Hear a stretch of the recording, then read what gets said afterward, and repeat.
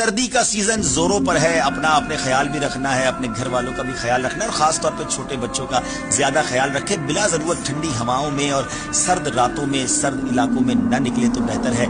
और इसमें कुछ एहतियातें भी बता देता हूँ। हीटर का इस्तेमाल होता है बहुत सारे मुल्कों में और कहीं कहीं तो गैस का हीटर होता है और हम बाज़ औक़ात उसके हादसात भी सुनते हैं। तो जब आप रात को हीटर यूज कर रहे हैं और सोने का इरादा है तो हीटर को बंद कर दें, रूम पहले गर्म हो जाए, फिर सारी रात उसे खुला रख कर ना सोएं, क्योंकि हमने कई हादसात सुने हैं कि गैस लीक हो गई, आग लग गई या गैस की वजह से दम घुट गया। और इसी तरह अगर इलेक्ट्रिक हीटर भी है तो भी रात सोने से पहले उसे बंद कर दें। और सुभान अल्लाह, मेरे आका अलैहिस्सलाम की अहादीस कितनी कमाल की है कि हदीस पाक का मजमून है कि अगर रात सोने का इरादा है तो अपने घर में आग को न छोड़ो, बल्कि आग को बुझाकर आराम किया करो, क्योंकि वो आग जो है वो बढ़ भी सकती है और उससे आग लग सकती है। इसी तरह नाज़रीन, हम शॉल का यूज करते हैं, चादर का इस्तेमाल करते हैं, उसमें भी कुछ शरई मसाइल भी बयान कर देता हूं और उसके साथ साथ कुछ एहतियात भी। चादर का अगर आप इस्तेमाल कर रहे हैं, शॉल का इस्तेमाल कर रहे हैं, तो नमाज पढ़ते वक्त आपने एक एहतियात ये करनी है कि नमाज में इस तरह देखिए, दोनों सिरे आगे की तरफ हैं, इसको सदल कहते हैं और नमाज में ये मकरूह तहरीमी है।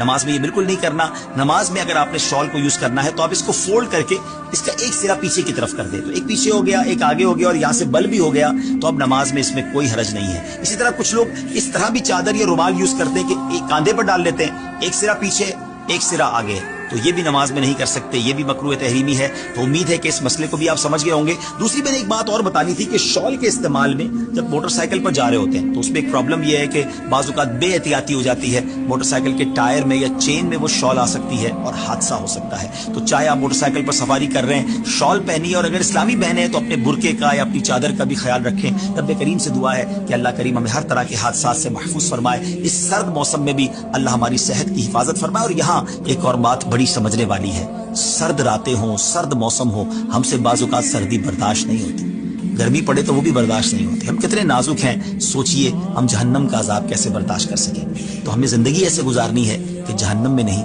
इंशाअल्लाह जन्नत में जाना है। नमाजें पढ़िए, अल्लाह की रज़ा वाले काम कीजिए।